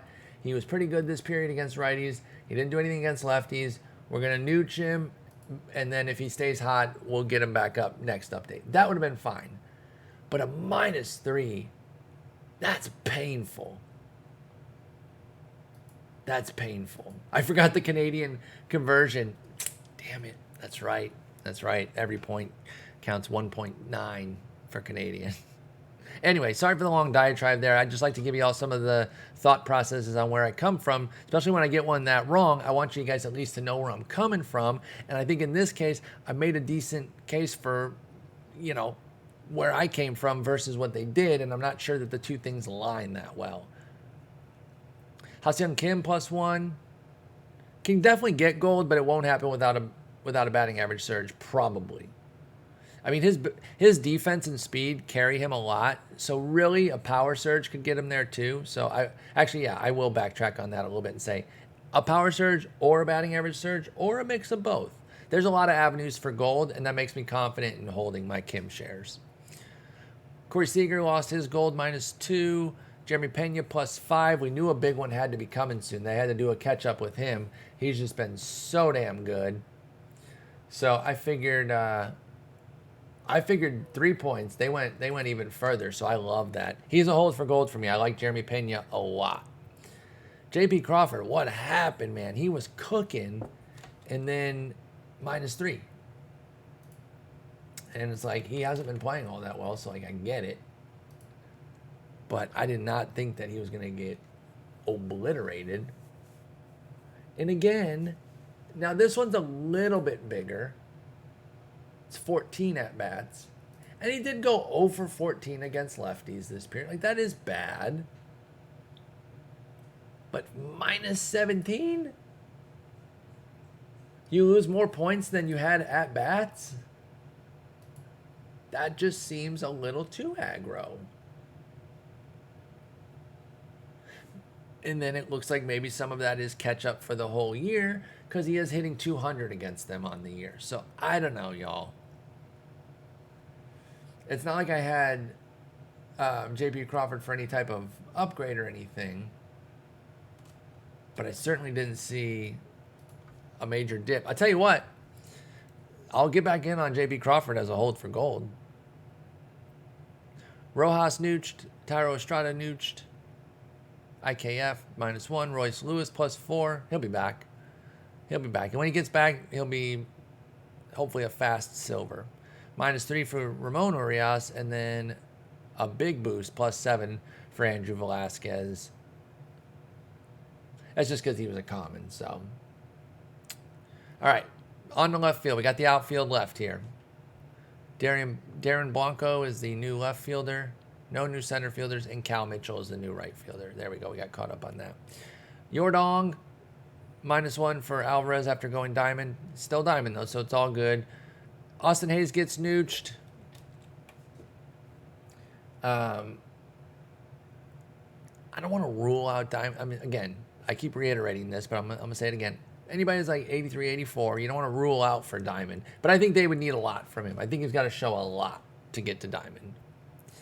JD +1. I mean, look at how robust those contact gains are. And I know he got hit on the clutch and the discipline a bit, and then the -5 on power.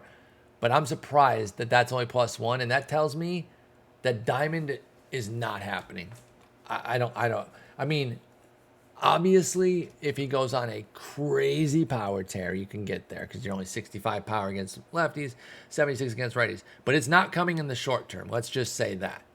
You never rule out anything too far down the road because you're just going to get burned by being that strident. But within the next 2 updates, unless JD Martinez hits like 12 homers in that time, I just don't see it. Young Jock, you knew he was going to go gold. Come on, he's been just completely untouchable against righties.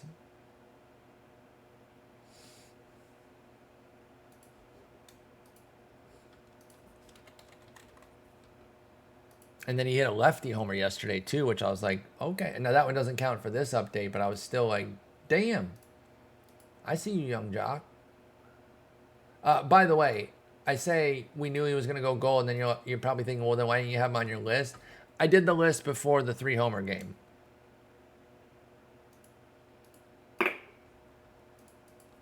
So that's why. But once he had that 3-homer game, it was very clear that it was going to be good to go from Tuesday's 3-homer game. And then Stanton +2 to gold, another kind of obvious one. Benny and Tyrone Taylor, Ian Happ all go up. Between these 3 here on a hold for gold, I'd go Happ, Benny, Taylor in that order. I really like Benny. I wish he could get into a little bit more power.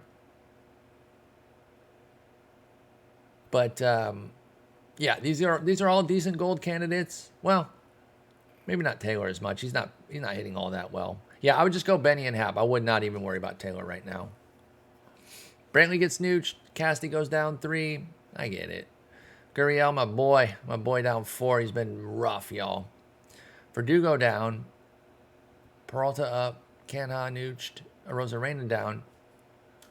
I thought Arozarena was hitting really well lately.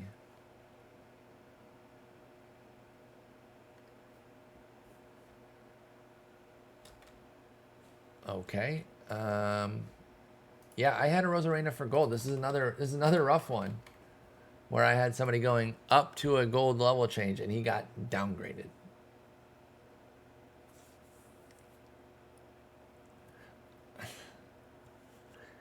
And this is what I'm saying. Like, some of these aren't making as much sense to me, and I just wish I could have the combo, right? Just to kind of understand what they're doing, be on the same page.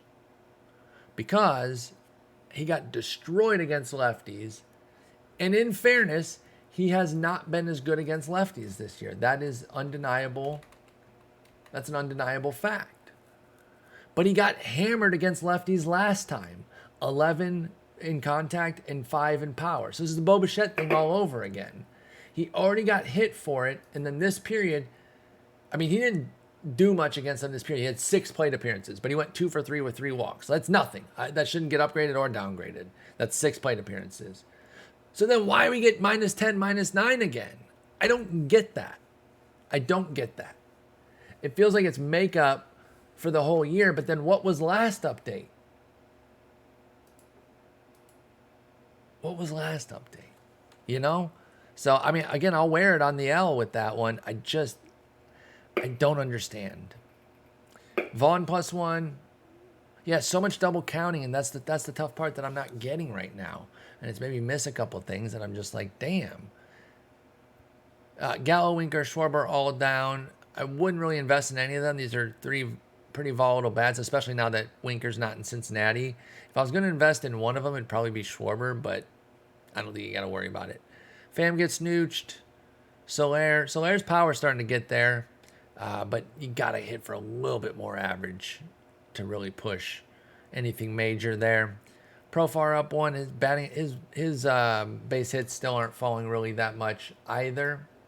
I think they've been better recently, but it's kind of been like that Christian Walker situation I was describing earlier. Everything else is in order. He just now needs the base hits to start falling. He did hit 300 this period, so it is starting to happen for him. That's why he got +6 and +4. So, good for him. Swipe right, nooched. Harold Ramirez -2. Lane Thomas -2. Kyle Isbell +1. And Eli White -2. Damn, Eli White. I guess he is not hitting all that well. He's on the fantasy radar lately because he's been stealing bases like crazy, but the hitting is not there. Fishboy -1. Buxton, Robert, and Bader all nooched. I still like Bader as a diamond hold. Like I was talking about earlier with Chapman, I mentioned Bader, about how like Bader and Kiermaier, as you see, went gold. They just don't need to be that great offensively because their speed and defense are so strong. Bader and Kiermaier for speed, but defense for all 3. So it puts less of a burden on their bat, but Bader only has a 642 OPS. So that's, as we learned with the Adam Frazier thing, that's actually okay, but it's certainly not great. So he's not going to get any major hitting upgrades. Springer down 1, same with Mullins. Kiermaier does get the +5. That's a robust. That is a robust move up, and his clutch got a healthy 21. But it's the verse righty numbers that really pushed him, and they went in. I had Kiermaier going up 2 because I thought it was I thought it was just like a heater. But nah, they were like, nope, we're gonna send him through the roof. And again, like, okay, he got +8 contact against lefty, and he hit lefties really well this period. He had a 571 average against lefties this period in 7 at-bats. Like, so I don't know. I'm looking up his season numbers against lefties. I want to see if Kiermaier's been hitting against lefties all year. He has not. So then they give +8 for a 4 for 7. I don't know about that. I don't think I go with that. So I don't know. I'm still kind of learning the cadence for this year. I try to be a little bit more aggressive myself because they are being aggressive. But I'm not exactly in line with what's driving some of these. Even with the aggressiveness that they're displaying, I'm still not thinking that some of these make sense, including a +8 contact for Kiermaier. So again, I don't want to look like I'm just justifying the ones I got wrong. I'm just explaining my process. I will freely take the L, okay? I did not have Kiermaier for gold. Give me the fat L. But I'm also not understanding why I am wrong. And that's what whenever I'm wrong, I want to know why.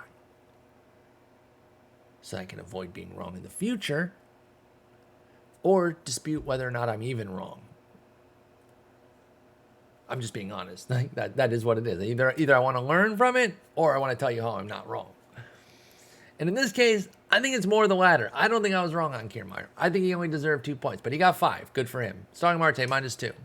Brian Reynolds, -2. Loses his gold. He's been playing poorly, so I totally get that one. Chas McCormick up 1. He could threaten gold, but Grichuk nooched.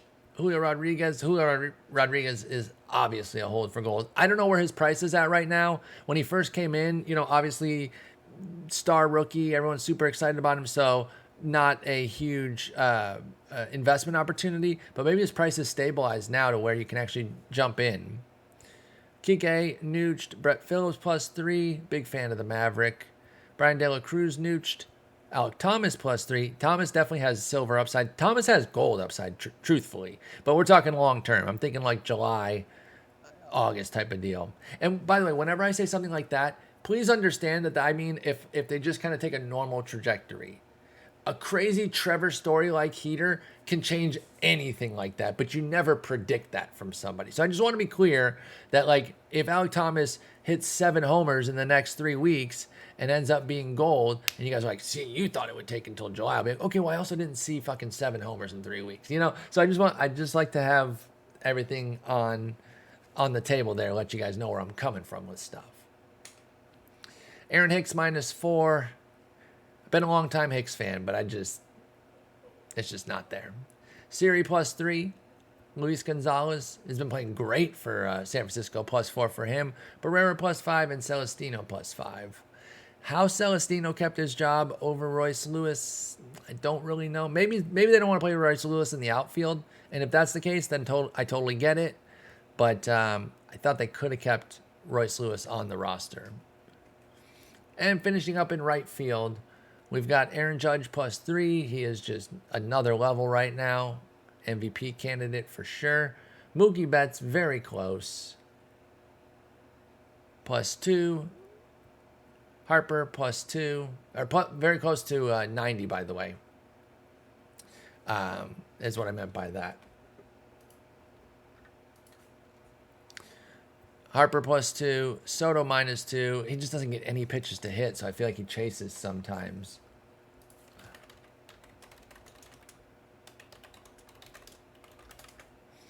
And Taylor Ward gets the big +5. Deserved. I figured he probably wouldn't go all the way to diamond. And but he was an 80 lock. And I will say, I guess I'll ask you guys, like, do you want me to try to be more precise with level changers, like where they're going to actually go up? Because I knew that Ward was going to go beyond 80, but I just put 80 just to signify gold, right? I'm just like, he's just going to go gold. That's what I'm trying to tell you guys. I'm not as worried about how high he goes. Now, I wouldn't have had 84. I probably would have said 82 or 83. But I wonder if that precision really changes anything for y'all. Like, if I say somebody's going to go 82, would you care more than if I just say they're going to go gold? I don't know. So I'll take some feedback on that, because I could have definitely put him higher. I just was like, he's going to go gold. That's all we need to know. Plus, I'm holding for diamond anyway. Hunter Renfroe +2. He's been great. And then Kyle Tucker gets nooched. Again, last deep dive here. So looking at Tucker, let's see here. So my note on him, I predicted him for diamond.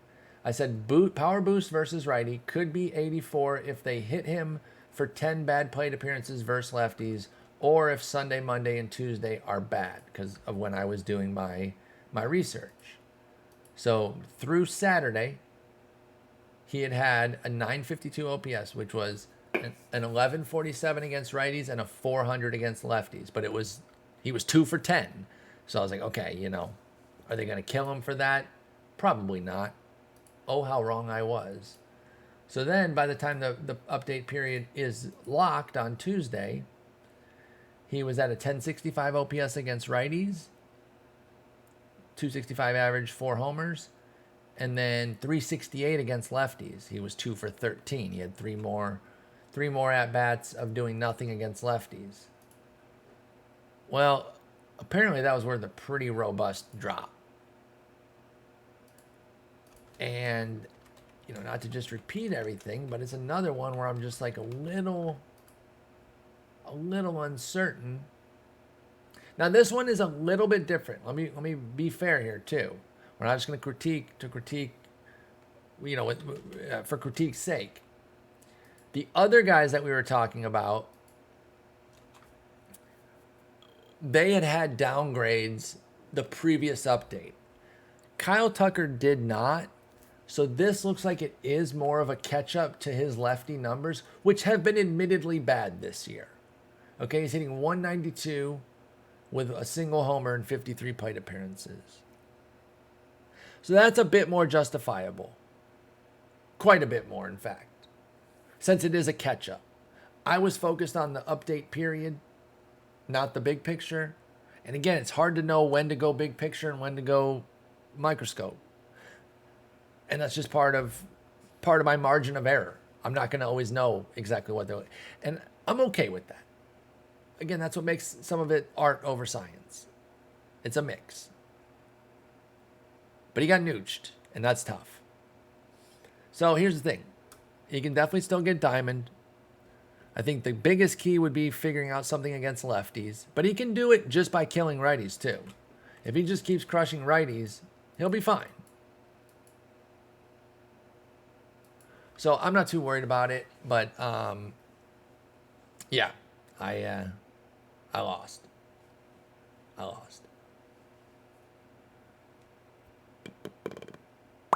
Nimmo gets nooched. Didn't I have him getting like 1? Yeah, I thought modest jump, but he gets nooched. That's fine. There's diamond there, but you gotta figure out some power. I think that'd be the best route. Obviously, it's his biggest weakness. I'm not really stating anything crazy there. But like a home run surge could get Nimmo a diamond. But I wouldn't invest too heavily in it. I think he kind of is who he is, which is like when I think Brandon Nimmo, I think, an 81 to 83 range, like a really solid gold. That's the kind of player that he is. Kept Dog gets nooched. Whoops. That's fine. I get it. Like, he doesn't hit lefties as well. He's a platoon guy. Yaz goes +2 into gold. He's been awesome. He's having a wonderful season. Blackman nooched. With Merrifield, he's on the come up, y'all. I'm on the long-term hold for gold for Merrifield. I think he's getting back to gold this year. I feel pretty confident about that. Engel and Santander nooched. +1 for Naquin. I just don't think Naquin can go beyond silver as a strict platoon guy. Like, he kills righties, but he doesn't play against lefties. So you can only do so much. And yeah, Nimmo, health is also a huge... Health is the number one concern. You can't do anything if you're not playing. But if he stays healthy, which would be awesome, power would be the best avenue to get him to diamond. Cole Calhoun, I mean, this is crazy that kind of upgrade is only worth 3 points. I gotta be honest. That surprises me. Those -6s on the vision and discipline really undercut that love for his core 4. He must have been like a 70.01.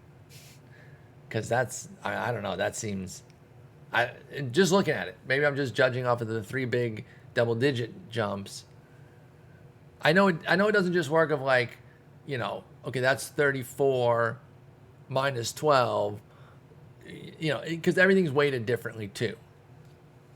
But I feel like vision and discipline are weighted a little bit less than the core 4. So those downgrades, I don't know. I feel like maybe they shouldn't hurt as much. I had him for a 74, so I'm not really bugging. I think he's a silver max as well right now. But the dude just keeps hitting homers. He hit one off a lefty yesterday too. Hunter Dozier +1. He's playing pretty dang well. Jordan Luplow -2. He's got his power against lefties, but not his contact. And then Pavin Smith -1. My boy Pavin Smith, I thought he was paving the way for more than this overall, but I guess not. Yeah, he had a pretty ho-hum period. He did get the power boost against righties. Yeah, okay. That's fair. That's fair. Anyway, that's the roster update number 3. We had a lot of interesting conversations here. And listen, I'm still kind of figuring out where they're at this year. Again, they've turned up the aggressive dial. I guess that was me turning down. They've turned up the aggressive dial, which I'm with. And I think my roster updates reflected that a bit more. I'm going to turn mine up a little bit more even. And we'll see here. Maybe I'm going to start looking a little bit more big picture on some things too. Not only look at the update period, but then look big picture on some of these guys, especially if I'm changing them to gold or diamond. So that's my commitment to y'all. I put in a lot of work on these. I try really hard. Nobody's suggesting otherwise here. I'm not like trying to defend myself or anything. You guys are very appreciative, and I really, really, really appreciate that.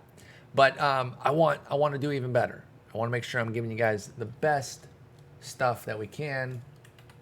I love doing this stuff. It's a lot of fun to study these numbers and kind of see where they're going to go and try to predict things. So all in all, I feel pretty good. Had Goldie. Goldie was a lock.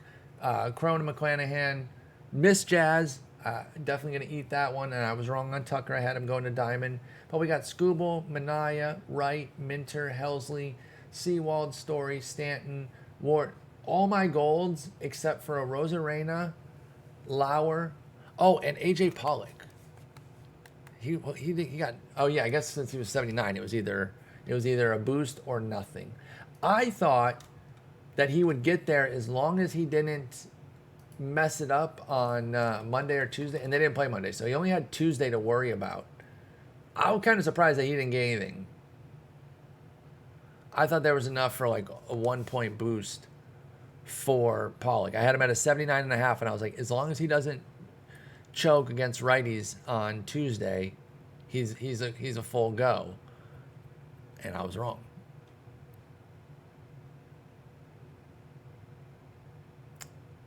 Yeah, I thought he'd get a little righty love. He hit 321 against righties. No power, I guess, is part of it. Barely he had a 143 ISO, which is pretty blah. But he was 3 for 10 against lefties, so he hit 300. He's amazing. Anyway, we'll get back at it again. Plenty of stuff to get out there. Hopefully you guys made some money on some of these boosts. What's the quick sell on this? Cool, 37.50. But anyway, thank y'all so much for watching. We'll have another update in a couple weeks. Hopefully we'll make some more stacks, but I think we're doing all right overall, Never going to be 100%. That's not what I'm shooting for. I mean, I'd love to be, but come on. We know that that's not realistic, but decent enough success rate. If you're joining us, if you're watching this on YouTube, come out to the Twitch, twitch.tv/sport. And if you're a subscriber to the Twitch, you get my full list. So if you're ever watching my YouTube video and you're like, what are all these names? And then I'm watching that, and he said that he had this guy on the list. Well, the YouTube video is about a third to half, depending on how big the list is, of the list. But the full list is for my subscribers. It's a benefit for subscribing and supporting me on Twitch. So I like to keep everybody in for something. That's why I still do the YouTube ones for everybody, because not everyone can subscribe. Not everyone wants to. Totally get that. But if you want everything, if you want the full list, that is for the subs. Anyway, thank you so much for watching. Hit that like, hit that subscribe. Talk to y'all later.